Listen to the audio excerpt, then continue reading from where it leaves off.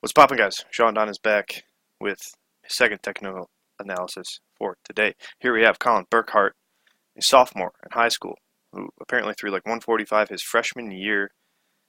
He lives in Pennsylvania, so this is a club sport, which means he probably doesn't even get that much practice in it, and that is uh, like a really good mark for a high school freshman slash sophomore. So Collin, I'm sure, will have a future in this event in college and hopefully even later on. Grassroots development for hammer throw is key if we want to improve our sport. So let's take a look. His dad sent a front view and a side view, so we're going to take a look at both.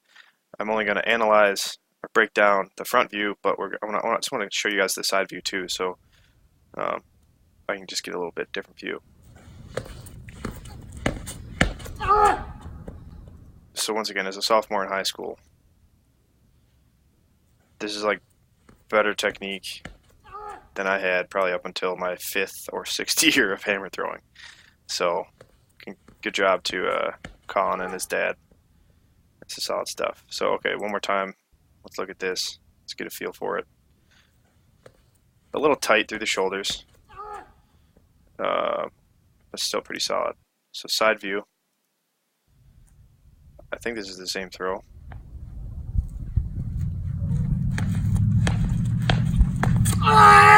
Okay, not the same throw, but still very good. I'm just gonna do a really quick side view breakdown, just because I don't know. I think it's worth it. So overall, you can see good posture here. Nice and upright, bent knees, front squat position. I think you could reach back with his right arm a little bit more. This is a side view that you can really see. I'm sure you'll see it in the front view too. But posture's good. Pendulum is backwards. As ball comes through zero, you see you lean back, shift back. Solid stuff. Right hip comes around left, drives towards the ball. Catch a little early, at least in terms of, or a little too staggered with the right foot. But in terms of ball position, that's perfect. Not perfect, but it's good, because there really is no perfect, right? It's only perfect for yourself. But right foot's just a little bit too forwards in the circle, but overall, I dig it. As you come back, posture stays solid. Once again, you pendulum back, really good stuff. Looks like you have a good feel for the hammer. Collin, I think if you relax your arms more, if you learn to relax your arms more, you'd automatically get 2 or 3 meters. If you don't use some sort of tacky, meaning toss and sauce by Throw Bros is what I use. Tough Skin is a cheap alternative. Go into your trainers, ask them for a bottle of Tough Skin, or it's like a spray adhesive. You can go to Walmart and maybe get some spray adhesive too, but it's generally not as good, and I don't think it's as safe for skin contact. But posture's good, pendulum's good, hips are good. You see your hips are kind of going once again towards the ball, a little steep here. But overall, the side view is good for checking posture, and you can see your posture is pretty much spot on. It's good for seeing direction as well. And as you can see through here, you can see your shoulders get back just a little bit, but that's not fine. It's not a problem. Sorry, not a problem. Hip drives forwards. Posture still stays good. You go with the ball. You catch, and then you keep that posture. And I honestly think if I saw a back view of this throw, I think this would be better than the front view that you currently have, just based off of what I've seen of the front and the side view. So even just based on the yelling afterwards, this one looks and sounds better than the other one. But overall, side view, I like it. Okay, so yeah, let's break down the what's it called? Yeah, front view. So breaking it down, Collin and his dad John. So step up, first wind, sets feet, shoulders turn back, head facing 45 degrees. Good stuff. I think the one thing that I would change is that your throw, like I said, is a little bit steep. So the first one doesn't matter so much. Hands come down, let the ball relax. So you can see right here, you're already starting to get some tension throughout the arms. It's hard to tell exactly with this sweatshirt that you're wearing, but it looks like that frame right there, you can see there's just a little bit of bend in the arms. And even as you come through here, just some tightness through that right arm, and then a little tightness in the left arm as well. But as the ball comes in the second wind, okay, so the second wind, this position right here, What I want you to think about is making the second wind flatter. All right, so you see how the ball is, let's say if this is 0 degrees on a 2D nice plane, then this is what elevated probably like 15, 20, 25 degrees-ish. I don't know, I'm not very good at angles. But as you can see, the ball is angled upwards. Ideally, I think the ball should be at or parallel to the ground in this position right here.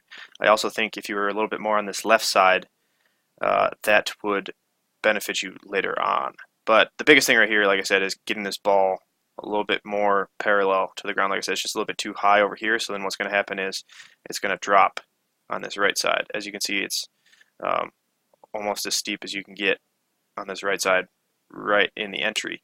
Not necessarily a bad thing, but I think just for future development, and I think even as we go on later in the throw and like turn 3, your left side starts to pull back a little bit. I think that's because the ball does get so steep that it's hard to control. So I think a flatter entry, specifically, yeah, I guess a flatter entry and a slightly flatter second wind.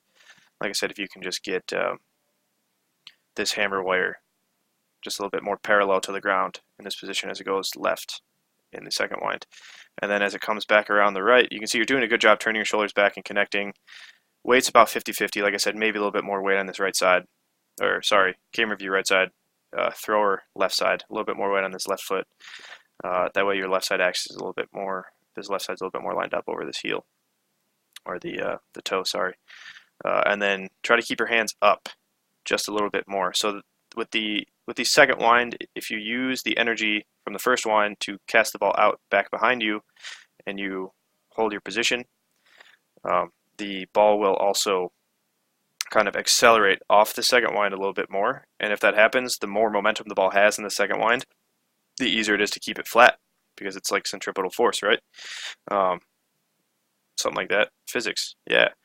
More centripetal force means it's easier to keep the ball up because I'm not exactly sure, but as far as I know, that's how it works. More centripetal force means it's easier to keep the ball up. Gravity has a harder time pulling it down. So yeah, you turn back and like you connect really well. This is really good.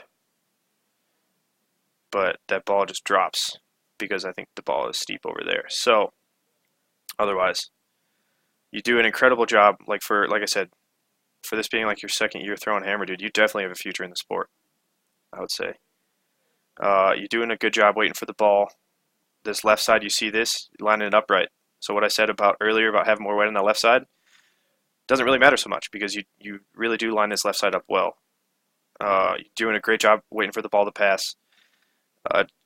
You could maybe, this slight separation between your hands and the ball, you see once again maybe separated by 10-15 degrees.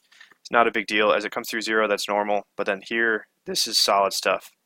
Left foot's a little bit open, right foot's a little bit behind, but this position I'm not too mad about. Very solid stuff right there. I think the biggest thing is just this ball dropping on this right side. As you can see, your low point is just at about 270, and it's going to shift through and get to about 0 by the end of the throw. But I think if you kept it up, kept it flatter, it would just be better off. It'd feel more powerful. It'd feel more natural. Right now, I bet you feel like you're kind of having to kind of cross chop the ball as it reaches its high point over here in the first couple turns, which is not necessarily the most efficient thing. And it's as the ball comes through 0, like I said, this stuff's good, but then you can see the ball start to rise. Generally, as the ball rises on the left side in the entry, it's not the best thing, but you do a great job of chasing this right hip out to the ball. So you can even see it looks like you almost lift your arms here because you can see the ball's a little bit lower, but your hands are a little bit higher, or at least relatively speaking. Like it should be a straight line from your, if you were totally relaxed, it should be a straight line from your shoulders out to the ball, but there's a slight separation, meaning you're lifting your hands a little bit, or it's maybe because the ball is dropping as you're still trying to lift. I'm not exactly sure. But regardless, you're doing a good job coming around the left side axis. Your hip is doing a good job going towards the ball. And then as you come through 180, let's see here. You're getting a little pulled around just a bit, and I think that's because the high point is just at about 90 degrees. And see, so this is that kind of cross chop that I'm talking about from the high point down. to that catch. So, like I said, I think the side view was better on that first turn. Feet look fine from this position, not too staggered. I do kind of the same thing, so it's whatever. You do a good job of working the ball and waiting for the ball to pass. Most people, when they catch this early, they don't have the patience to let the ball go all the way around. Posture is pretty solid. I'd say maybe you could settle into your legs a little bit more. It looks like because you are tight through your shoulders and your arms that you aren't quite relaxed as much as you can be throughout the lower body. And then so you come down, once again doing a decent job. So yeah, so this is like what I'm talking about with that low point being so far off to the right. You see this left side having to do a lot of work to pull the ball around, and that's why your low point shifts so much throughout the throw. On this first catch, low point is still over towards 270-ish, a little bit closer to 0 than it was in the entry. But yeah, this left side has to do a lot of work to get the ball around when that low point is so far off to the right. And well, it's mostly when the high point is so far, so close to 90 degrees. So you see this left side start to go shift up and pull back a little bit. Like I said, pendulum through 0 is pretty good. You're going back at the right time. You're timing it up well. Heel gets down nice and early. That's what I think really makes the hammer go, is getting that left heel down early. And this is some solid stuff right here. Once again, solid position. Things are pretty lined up. Head's a little bit ahead. Right knee, right leg's working with the ball, left side's with the ball. But it's just that left shoulder is a little bit tight. Right arm, you can see, also has some tension, just slightly bent, not totally relaxed. Good position here. Right knee turning to the left, but that left side is still just taking over. And hip getting towards the ball. This stuff's good. Hip comes forward, but that ball is just so high on this left side that you're gonna gotta kind of pull it around. So that's why I think you catch a little bit late right here. I think if you did a better job of keeping that orbit flatter, you'd catch a little bit earlier in the second turn. Posture is decent, but you can see once again some tension through the arms, just a slight bend in the elbows. Posture is decent. Right foot comes down. And yeah, you can still see tension through the arms. Left heel doesn't get down quite as early, but still early enough. As long as that left heel comes down before the ball hits 0, then you're fine. And through 0, you can see this left side start to shift back just, once again, a little bit early. Excuse me. But solid lower body. You see, this is where you're starting to shift away from this ball a little bit as it goes left. This left knee is straightening out. This left leg straightens out.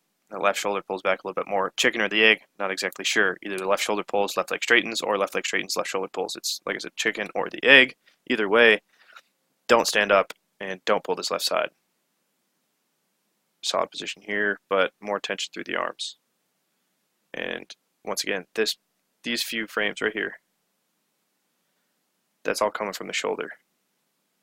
Okay? And right foot gets a little bit plantar flexed. Hip goes towards the ball, which is good, but this right foot plantar flexion is a sign that that left side is doing most of the work, which you can get away with a 12-pound hammer because it is so light. You can just kind of pull it through the circle and smack some throws. Once you move forward to like the 6K and the 16-pound hammer in college, you're not going to be able to do the kind of things that you are doing right now. But I still think you're off to a great start. Hip goes towards. So now see your high point's getting closer to 180. Much better. You catch. So I think this right leg could also use some work. So like I said, I think because you're standing up here with this left leg, you're just a little bit high in single support. And then this right foot movement is just a little bit inefficient.